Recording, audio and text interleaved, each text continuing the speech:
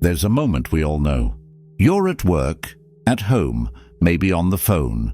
Someone talks to you like you're a child. They roll their eyes, raise their voice, push your buttons.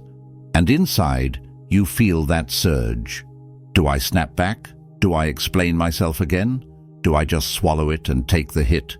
Most of us were never taught how to handle disrespect. We either explode or we stay silent and hate ourselves later. The Stoics did something different. They didn't argue. They didn't beg to be understood. They ended the conversation calmly, firmly, and with their dignity intact. In this video, I'm going to walk you through 10 Stoic phrases that do exactly that, when to use them, why they work, and how to say them so you stay in control. No shouting, no drama, no guilt. If you're someone who's done being dragged into other people's chaos, stay with me, because the next 15 minutes will show you exactly how to take your peace back. Before we get into the phrases, there's one idea worth holding on to, not as philosophy, but as practical wisdom for everyday life. Most of the conflict we experience doesn't come from what another person says. It comes from the belief that we have to respond to it. We're taught from an early age that silence means weakness, that walking away means losing, that the only way to protect ourselves is to fight every battle that appears in front of us. But as we get older, something becomes clear. Not every battle is ours. Some people speak from insecurity, some from habit, some from frustration that has nothing to do with you. And if you react to every one of those moments, you end up living a life controlled by the moods of other people. Stoicism offers a different starting point. You don't control what they say, you only control how you respond to it. When you understand that, something subtle shifts. You stop trying to win arguments, you stop trying to change minds, you stop giving your energy to conversations that never had the capacity to go anywhere useful. A boundary isn't aggression, it's clarity. It's the quiet decision that your peace is worth more than proving a point. And the phrases you're about to hear are exactly that. Not weapons, not clever comebacks, but doors you can step through whenever a conversation stops honoring your time, your values, or your self-respect. These aren't scripts to memorize word for word. They're tools. Use them when the situation fits, adjust them to your voice, and trust your instinct on when your peace needs protecting. So as we go through them, remember, the goal is not to dominate anyone. The goal is to stay anchored in yourself, even when the world tries to pull you off course. With that in place, let's move into the 10 phrases. Phrase 1. You're talking to a wall right now. This line is for bad faith repetition, when someone keeps dragging you back into a conversation you've already had and already resolved, just to stir up drama. Your parent, your sibling, or a coworker keeps bringing up the same tired, solved complaint about your choices for the 10th time. You've answered it calmly. You've explained your reasons. You've made your decision. But they insist on reopening the old wound, not to find a solution, but to keep control and keep you on the defensive. That's not a discussion. That's a power play. You wait for them to pause. Then you say it calmly, no emotion. You're talking to a wall right now. I've already answered this. I'm not going over it again. Then you're done. You walk away, you hang up, or you turn back to what you were doing. Stoically, this line is about protecting your inner citadel. Marcus Aurelius talked about not wasting your short life arguing with people who refuse to hear. You state your truth once, maybe twice. After that, continuing the argument is a choice, and you're choosing your peace. Use this phrase when you recognize the pattern. Same complaint, same script, no intention to move forward. It's a clean way of saying, you no longer have access to my energy on this topic. Phrase 2. I don't debate my boundaries. There's a kind of argument that never ends because it's built on the wrong assumption that your boundaries are up for negotiation every time someone doesn't like them. You say, I'm not available after 9 p.m. They say, That's ridiculous. You're being difficult. You say, I don't lend money to friends or family. They say, wow, so you don't care about anyone but yourself. You say, I'm not comfortable talking about that. They roll their eyes, push harder, and accuse you of hiding something. If you play along, you get stuck explaining, justifying, defending. You give a whole life story for why you need sleep, why you protect your finances, why you want privacy, and every explanation invites more attack, more pressure, more testing. A Stoic doesn't do that. You understand that a boundary is not a debate topic, it's a line you live by. You're willing to communicate it clearly, but you're not willing to put it on trial every time someone doesn't like it. So when the pressure starts and they demand reasons, you stay calm and you say, I don't debate my boundaries, that's it. You're not asking for permission. You're not applying for approval. You're stating a policy for your life, and then you let your actions be consistent with it. Phrase 3. Your chaos isn't my responsibility. There are people who live in a constant state of problem. Something is always urgent. Someone always wronged them. There's always a new fire to put out. They call you to unload after every argument. They rant about work, family, money. They expect you to listen, calm them down, give advice, and somehow make it all feel manageable. At first, it feels like you're being a good friend, partner, or parent. You're supportive. You're there. But over time, you notice a pattern. The situations change, the chaos doesn't. And now you're the one drained, distracted, and tense. You're checking your phone, bracing for the next emotional dump. You feel guilty if you don't respond. That's the moment a Stoic steps back and sees what's actually happening. You've started to feel responsible for someone else's emotional weather. You can care about someone without carrying them. You can listen sometimes, offer perspective sometimes, but you do not owe them your energy on demand. Their reactions, their choices, their patterns, those are theirs. So the next time they try to drag you into yet another storm, you stay calm and say, your chaos isn't my responsibility. Then you act in line with it. You answer later, you shorten the call, or you say you're not available for this conversation right now. Phrase 4. I'm not trading my peace for your drama. There's a point in life where you realize your energy is not unlimited. You've got work, health, maybe aging parents, maybe kids who still need you. You only have so much attention to spend in a day. And then there's that person who treats your life like an emotional landfill. They show up already spun up. Can you believe what he said? You won't even listen to me. Why aren't you more upset about this? You feel the pressure. If you don't match their intensity, they get louder. If you stay calm, they say you don't care. So you get pulled in. Your heart rate goes up. Your evening is gone. This is where a Stoic draws a line. Your nervous system is not a public resource. Their conflict, their overreactions, their need to stay offended, that's their business. Your peace is yours. So when you feel that familiar pull into someone else's drama, you keep your voice level and say, I'm not trading my peace for your drama.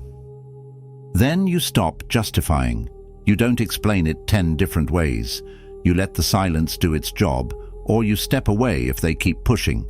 And if they won't calm down or shift gears, that leads straight into the next one. Phrase 5. This conversation doesn't serve me. Sometimes the problem isn't the person, it's the loop you keep getting stuck in with them. You've had the same argument 10 times. Nothing changes. No one learns. You both walk away irritated, and a day later, it starts again. Or maybe it's not even a full argument. It's the passive-aggressive comments, the little jabs, the same complaint brought up over and over, dressed in slightly different words. You feel your chest tighten when the topic comes up. You already know how it ends. You already know it's going nowhere, but you stay in it anyway, out of habit, guilt, or pride. A Stoic pays attention to that internal signal. This is not helping. This is not moving anything forward. Progress is the standard, not winning, not having the last word, not proving a point. So the next time you're halfway through another pointless circular conversation, you pause, take a breath, and calmly say, "This conversation doesn't serve me." You're not attacking them. You're judging the conversation, and then you back it up with action. You stop engaging, you change the subject, or you step away. If they push, you don't get dragged back in. Because for a Stoic, peace and clarity are non-negotiable. Phrase 6. I respect myself too much to engage with this. There's a difference between being strong enough to handle conflict and being strong enough to refuse it. Sometimes a conversation starts with a real issue and then quietly turns into something else. Maybe it begins about money, a missed responsibility, something you forgot. But somewhere along the way, it stops being about that specific thing, and the other person starts going after you as a person. You're irresponsible. You're selfish. You're a failure. I can't trust you. At that point, this isn't problem solving. It's character assassination. Or maybe it's your brother-in-law who always tries to bait you into politics at every family gathering. Or the co-worker who lives on gossip and wants you to co-sign it. Or the friend who calls you just to rant about the same problem for the 10th time and gets annoyed if you're not as angry as they are. You feel that pull. Don't be soft. Don't back down. Show you can take it. That's ego talking, not strength. Strength is knowing your dignity isn't up for negotiation. Your time, your attention, your peace, those are limited. You don't owe them to every argument that shows up. So when you feel yourself being dragged towards something petty, hostile, or beneath your standards, you keep your voice steady and say, "I respect myself too much to engage with this." Then you stop. You don't take the bait. You don't explain it 3 different ways. You let them think whatever they want. Because real self-respect means you don't roll in the mud just because someone else lives there.